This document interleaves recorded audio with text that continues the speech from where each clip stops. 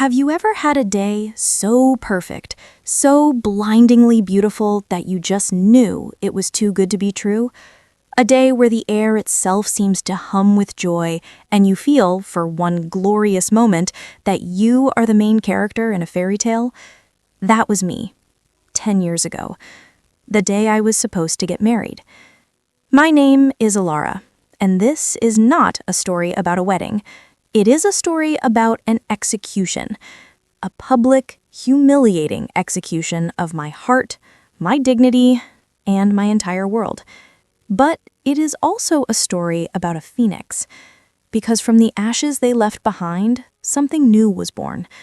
Something cold, something powerful, something that would, one day, make them beg. But let's go back to the beginning of the end. The sun was a brilliant gold, streaming through the stained glass windows of my family's church. I can still feel the crisp, expensive silk of my wedding gown against my skin. My mother's tears, happy tears, as she fastened the pearl necklace around my throat, and family heirloom. The scent of 1,000 white roses, his favorite, filling the air until it was almost dizzying.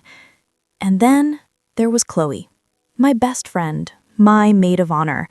She was a vision in lavender, her smile seemingly brighter than anyone else's. She fussed with my veil, her hands trembling. "Nervous?" I asked her, laughing. My own heart was a wild drum against my ribs. She said she was just so incredibly happy for me, Alara. You and Leo, it's a dream. Leo. Leonardo. The man who had swept into my life 2 years prior like a summer storm. Charming, ambitious, and with a smile that could disarm a king. He was a rising star in his family's real estate firm, and he made me feel like I was the only woman in the world. He promised me the stars, and, foolishly, I believed him. The church was packed. Every face I loved was turned toward the altar, waiting. I stood at the end of the aisle, my arm linked through my father's. The organ began the first, triumphant notes of the wedding march. Here comes the bride. This was it, the moment I had dreamed of since I was a little girl. I took a step, then another. My eyes were fixed on the front of the church, searching for him, for Leo, standing there, waiting for me. But he wasn't. There was the priest, a gentle, confused smile on his face. There were the groomsmen, shifting uncomfortably, but the space where the groom should be was empty. A soft murmur started in the pews, a ripple of confusion. My father's grip on my arm tightened. "He's just nervous, sweetheart," he whispered, but his voice lacked conviction. Chloe appeared at my side, her face pale. "Maybe he's in the restroom, a last-minute tie adjustment?" Her laugh was a brittle, broken thing. We waited. 5 minutes, 10. The organist faltered, the music dying into an awkward, echoing silence.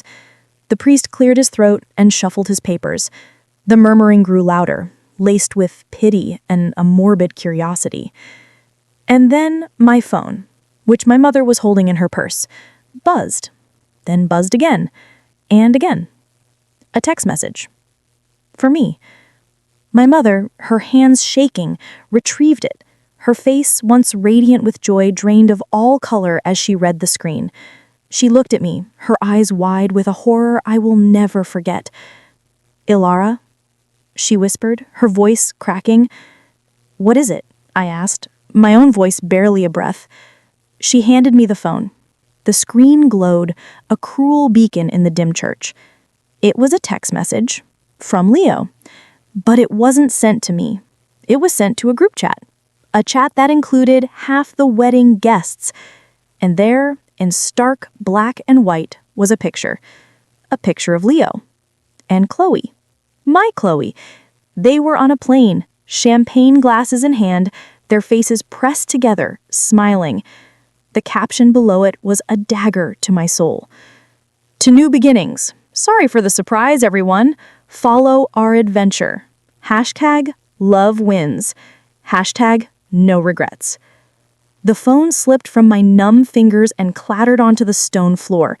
The sound echoed like a gunshot in the dead silence. I didn't scream. I didn't cry. I just stood there, at the end of that endless aisle, in a dress that suddenly felt like a shroud, in a church that felt like a tomb. 200 pairs of eyes were on me. I could feel their pity, their shock, their secondhand humiliation. It was a physical weight crushing me. I was the bride, standing alone, abandoned, betrayed by the man I loved and the woman I called my sister. The world didn't go black. It became painfully, excruciatingly clear.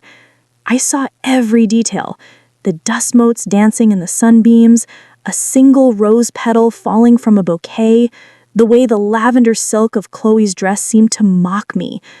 I saw my father's tears, my mother's hand flying to her mouth. That was the moment Ilara died. The sweet, trusting, hopeful Ilara, who believed in fairy tales and forever. She shattered into a million pieces right there on the church floor. The humiliation was absolute.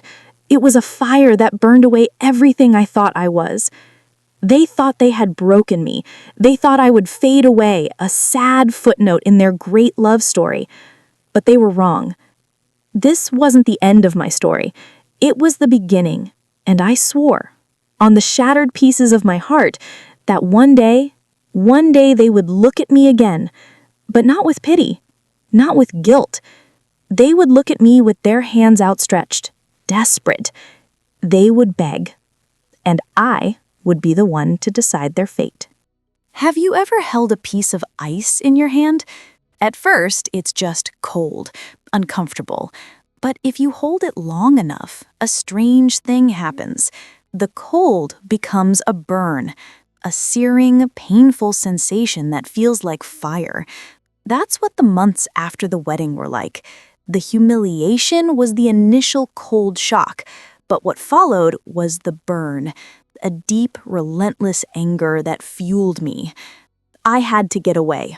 From the whispers, from the pitying looks from the few friends who remained, from a city that now felt like a crime scene, every corner holding a memory of Leo, of Chloe, of the life that was stolen from me. So I did the only thing I could. I ran. But I didn't run to escape. I ran to transform. I used the small inheritance my grandmother had left me, money I'd been saving for a down payment on a home with Leo, and I moved to a city where no one knew my name. I enrolled in business school. My days were a blur of textbooks, financial models, and late nights in the library. While other students were partying, falling in love, making mistakes, I was building. Brick by brick, I was constructing a fortress around my heart and a future they could never touch. I took the name Kestrel, a bird of prey, solitary, sharp-eyed, unforgiving. Ilara was the broken girl in the wedding dress. Kestrel was the woman who would never be broken again. My focus was relentless. I saw the world not in terms of people and emotions, but in terms of assets and liabilities, opportunities and threats. Love was a liability. Trust was a vulnerability. But ambition was a weapon. I started my first company in my tiny apartment, a boutique consulting firm for struggling tech startups. I had a knack for seeing what others missed, a flawed business model, a weak marketing strategy, an incompetent executive. I was brutally efficient, and my reputation grew. I wasn't liked, but I was respected, and more importantly, I was feared. Years bled into one another. The pain didn't go away. I simply learned to use it. It was the coal I shoveled into the engine of my ambition. Every time I felt a flicker of weakness, of loneliness, I would close my eyes and see it. The empty space at the altar, the text message, the lavender dress, and the fire would roar back to life. My company, Kestrel Industries, grew from a one-woman show into a formidable entity. We specialized in corporate turnarounds. We were the company other companies hired when they were on the verge of collapse. We were the wolves they let in to clean up the herd. I became known as the Ice Queen, a CEO who never smiled, who showed no mercy, who operated with a cold, surgical precision that left competitors shattered. I had everything I thought I wanted: a penthouse with a view of the entire city, a fleet of cars, the respect, no, the fear of an entire industry. But my world was monochrome, shades of gray. There was no joy in my success, only a grim satisfaction, a point proven to an audience that wasn't there. And then, one ordinary Tuesday, a decade after my world ended, my assistant's voice came through the intercom. "Miss Kestrel, there's a Mr. and Mrs. Vance here to see you. They don't have an appointment, but they were, quite insistent. They said you have a, history?" The name didn't register at first. Vance. It was common enough. I was about to dismiss them, to have security escort them out. But something, a faint, cold whisper from the past, made me pause. "What are their first names?" I asked, my voice even, betraying nothing. A slight pause. "Leonardo and Chloe Vance." Time stopped. The pen I was holding slipped from my fingers. The air left my lungs. For a single dizzying moment, I was back in that church, the scent of roses choking me, the weight of 200 stares pressing down on me. Leo and Chloe Vance. They were married. They were here. A torrent of emotions threatened to break through the icy dam I had spent a decade building. Rage, hurt, betrayal, but above all, a cold, terrifying curiosity. Why? After all this time, after what they did, how dare they show their faces? My assistant's voice broke the silence. "Miss Kestrel, should I have security remove them?" I looked out my floor-to-ceiling window. The city sprawled beneath me, a kingdom I had conquered through sheer force of will. I saw my reflection in the glass, a powerful, impeccably dressed woman, her face a mask of cool composure. This was not the girl they had left at the altar. This was the Phoenix. A slow, icy smile touched my lips. It was not a smile of joy. It was the smile of a predator that has just spotted its prey, wandering foolishly into its territory. "No," I said, my voice dangerously calm. "Send them in." The game was about to begin, and this time I held all the cards. The doors to my office swung open, and there they were, standing on the threshold of my world, looking like ghosts from a past I had tried to bury. Time had not been kind to them. Oh, they were still the same people, but the years had etched lines of worry and struggle on their faces. Leo's once confident swagger was gone, replaced by a slouch of defeat. His suit was cheap, ill-fitting. And Chloe, the vibrant, smiling girl in the lavender dress, was now a faded, anxious woman. Her eyes, which once sparkled with mischief, now darted around my luxurious office with a mixture of awe and terror. They looked small, insignificant, and utterly, pathetically desperate. For a long moment, no one spoke. The only sound was the quiet hum of the city below. I let the silence stretch, let it become a heavy, uncomfortable blanket. I wanted them to feel it. The power dynamic had shifted, irrevocably. "Laura?" Leo finally breathed, his voice barely a whisper. "It's Miss Kestrel," I corrected him, my tone as smooth and cold as polished glass. I didn't invite them to sit. They remained standing, like children summoned to the principal's office. "Miss Kestrel," Chloe stammered, wringing her hands. Thank you for seeing us." I have a busy schedule, I said, leaning back in my chair, steepling my fingers. You have 5 minutes. Explain why you are in my office. They exchanged a panicked look. This was not the reception they had hoped for. They probably expected tears or screams, or perhaps even a fragile forgiveness. They had not expected the Arctic. We need your help," Leo blurted out, his face flushed with shame. "Our business, my family's real estate firm, it's about to collapse. We're drowning in debt. If we don't get a major investor, we'll lose everything. The bank is foreclosing on our home next week." I listened, my expression impassive.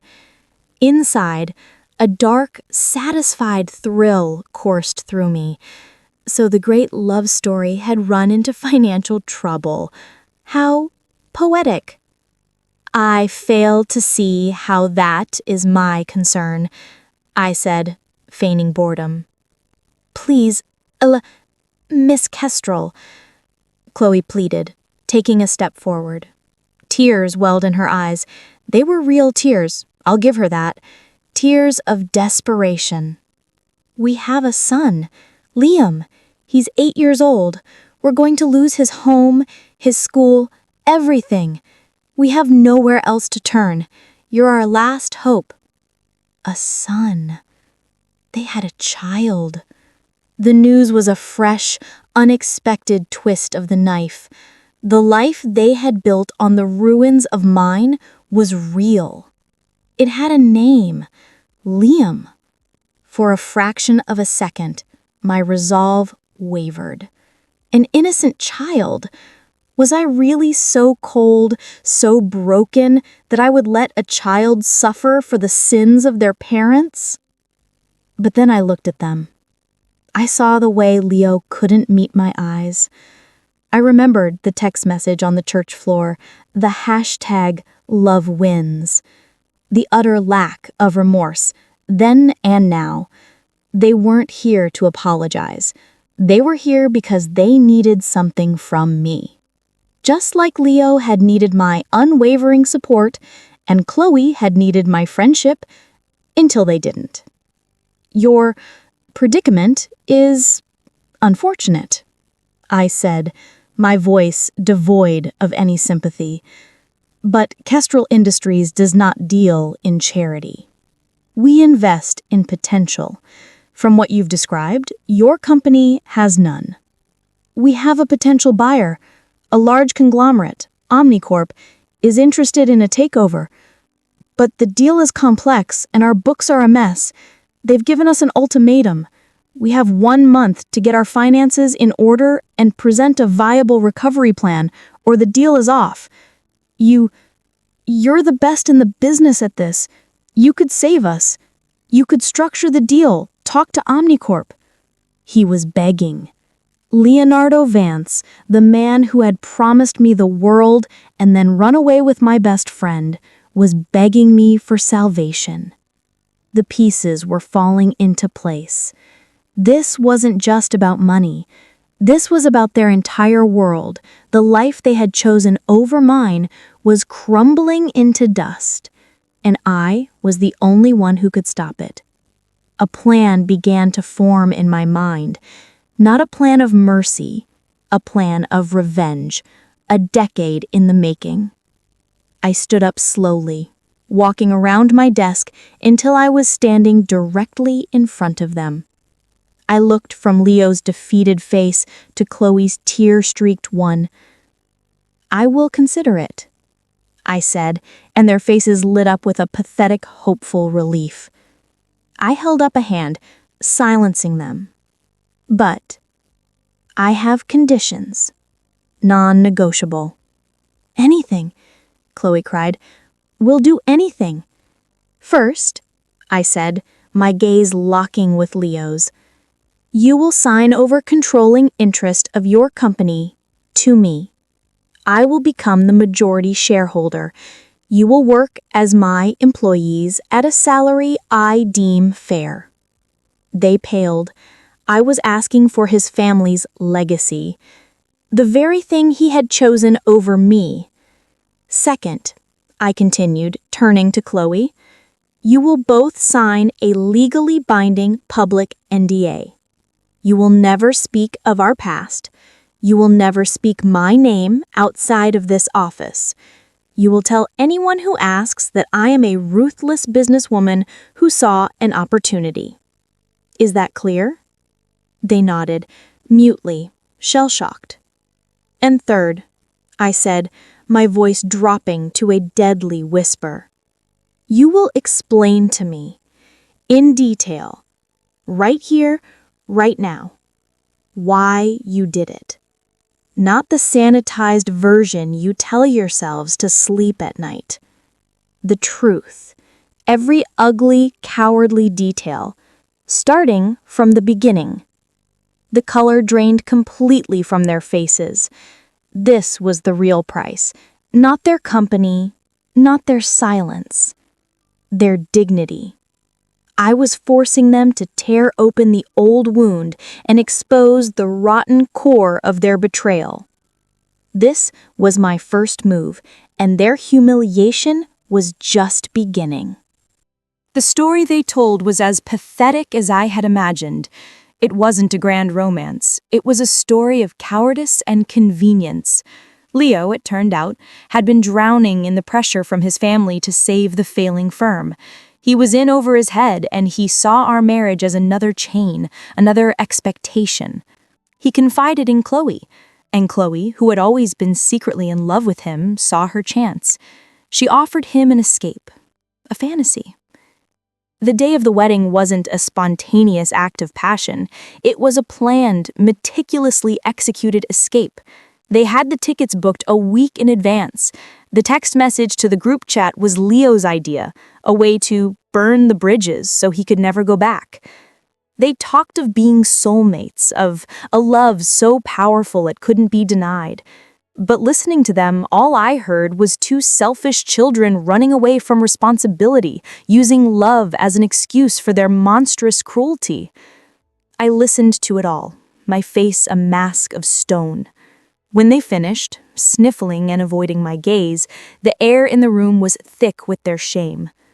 Thank you for your honesty, I said, the words tasting like ash. My lawyers will drop the papers. You will have my decision regarding your company within 48 hours.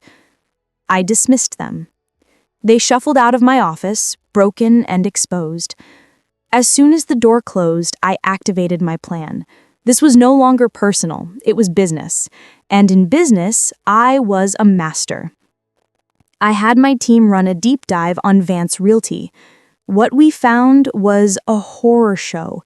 The company wasn't just struggling, it was a corpse kept on life support by lies and desperate loans. Leo had been embezzling funds for years to maintain their lifestyle, digging a hole so deep there was no way out. Omnicorp wasn't a savior. They were a vulture. They had no intention of saving the company. Their plan was to asset strip it, buy it for pennies on the dollar, sell off the valuable properties, fire all the employees, and leave the shell to rot. Leo and Chloe were so desperate they were about to sell their own funeral pyre. And I was going to hand them the match. I agreed to their terms. I became the majority shareholder of Vance Realty. I installed my own team, my own accountants. I presented a recovery plan to Omnicorp that was a work of art. It made the company look just healthy enough to be worth buying while hiding the catastrophic rot at its core. I negotiated the deal myself, playing Omnicorp's ruthless executives like a violin. They thought they were getting a bargain. I knew they were getting a time bomb. Throughout the month, Leo and Chloe were my obedient, terrified shadows. They jumped at every command. They watched as I systematically dismantled what was left of their authority, their reputation, their hope. I was polite. I was professional. I was utterly, chillingly merciless. The day of the final signing arrived. We all sat in a sterile conference room, my team, the lawyers from Omnicorp, and Leo and Chloe looking like they were on death row. The contracts were signed, The deal was done. Omnicorp transferred the buyout funds. A significant portion of that money now belonged to me as the majority shareholder. Leo and Chloe were left with a fraction, just enough to pay off their most pressing debts. They had lost their family business, but they had saved their home. For now. They looked at me with a mixture of gratitude and deep, searing hatred. They knew I had saved them from total ruin, but they also knew I had taken everything else. "It's over," Leo whispered, his shoulders slumping in exhausted relief. I looked at him, and for the first time, I allowed a cold, sharp smile to reach my eyes. "No, Leo," I said softly so only he and Chloe could hear. "It's just beginning." The next day, the bomb detonated. Omnicorp's forensic accountants, now in full control, immediately discovered the true state of the company's finances, the embezzlement, the fraud, the lies. They were furious. They launched a massive lawsuit against Leonardo Vance for fraudulent misrepresentation. Since Leo had signed the sales documents as the company representative, the liability fell squarely on his shoulders. The small payout he and Chloe had received was instantly seized. Their home was repossessed by the bank. They were left with nothing. Absolutely nothing. And I was untouchable. I had been the savvy investor who saw a sinking ship and managed to salvage a profit. My reputation was enhanced. The Ice Queen had once again proven her brilliance. I stood in my office watching the news reports of the Vance scandal unfold on a financial news channel. There was a picture of Leo, looking haggard and defeated, the word fraud in bold red letters underneath. There was no joy in this moment, no triumphant celebration, only a cold, hollow emptiness. The revenge I had craved for a decade was complete. I had destroyed them, just as they had destroyed me. But as I turned away from the screen, my phone rang. It was an unknown number. A feeling of dread, cold, and familiar washed over me. I answered. It was a social worker. Chloe, in her desperation, had given my name as a person who could be contacted in case of an emergency. The emergency was their son, Liam. With their home gone, their assets frozen, and both parents embroiled in a public legal battle, child services were getting involved. They were assessing the boy's well-being. The social worker's voice was polite, professional. "Given the circumstances, Miss Kestrel, and given that Chloe indicated you were a family friend, we were wondering if you had any insight or if you might be willing to provide a temporary character reference." I ended the call, my hand trembling. I looked at my reflection in the dark glass of the window. I saw a powerful CEO, a woman who had achieved the ultimate revenge. But all I could see was the ghost of a little boy caught in the crossfire of a war he never started, the war I had finished. My revenge was complete. But what had I become? The hollow feeling inside me grew into a chasm. I had won. I had executed my plan with flawless precision. Leo and Chloe were ruined, their reputations in tatters, their future a black hole of debt and legal trouble. I should have felt vindicated. I should have felt free. But I didn't. I felt empty. For 10 years, my entire life had been fueled by the fire of their betrayal. Every late night, every business deal, every cold, calculated decision was made with one goal in mind: to make them pay. And now that the debt was collected, I was left with nothing but the ashes. And in those ashes was the face of an innocent child, Liam. I couldn't get him out of my mind. He was the one piece of this ugly puzzle that didn't fit. He was a living, breathing consequence I had never considered. In my quest for revenge, I had become the monster that destroyed a child's world, just as mine had been destroyed. The irony was a bitter pill to swallow. Weeks passed. The news cycle moved on from the Vance Realty scandal, but I was stuck. I would sit in my silent, luxurious penthouse, and the emptiness would scream at me. My success felt meaningless. My power felt corrupt. I realized something then, something that shattered the very foundation I had built my new life upon. Revenge isn't justice. It's just a mirror. It reflects the pain you received, and you inflict it back, but it doesn't heal the wound. It just makes it deeper, uglier, and more infected. True power wasn't in destruction. It was in choice. One rainy afternoon, I made a decision. I didn't do it for them. I didn't do it for forgiveness. I did it for the ghost of the girl I used to be, and for the man I had become. I did it to break the cycle. I found out through a private investigator where they were living, a cramped, dismal motel on the outskirts of the city. I drove there myself, the rain streaking down my windshield like tears. I found Chloe sitting on a plastic chair outside their room, watching Liam play in a puddle.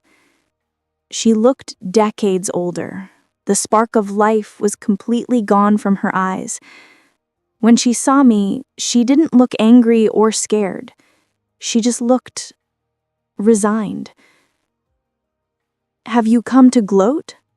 she asked, her voice flat. "No," I said. I looked at Liam. He had Leo's eyes, but Chloe's smile. He was building a dam out of mud and twigs, completely absorbed in his world.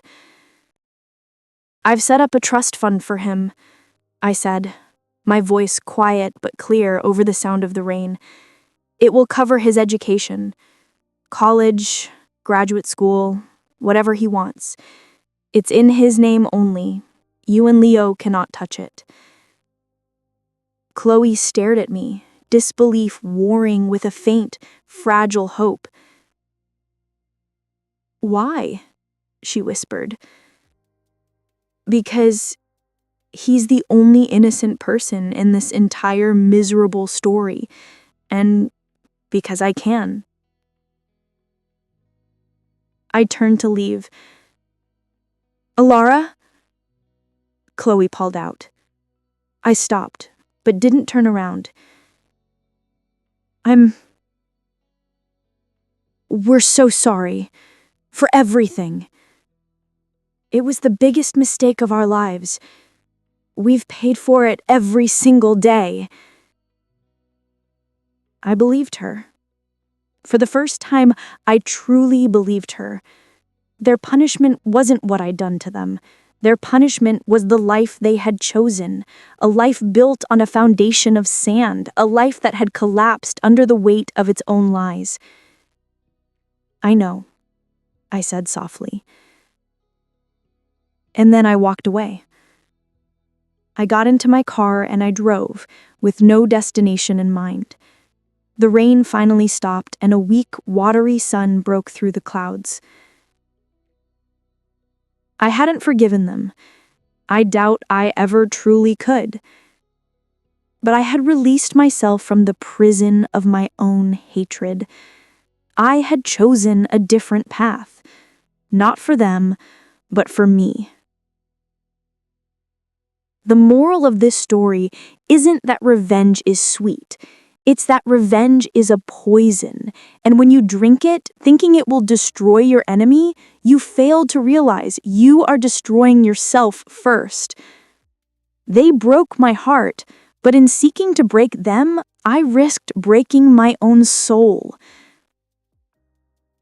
The groom who never came taught me the most valuable lesson of all, that the greatest revenge isn't a life of luxury built on spite, but a life of peace built on your own terms, A life where you are no longer defined by the pain someone else inflicted on you.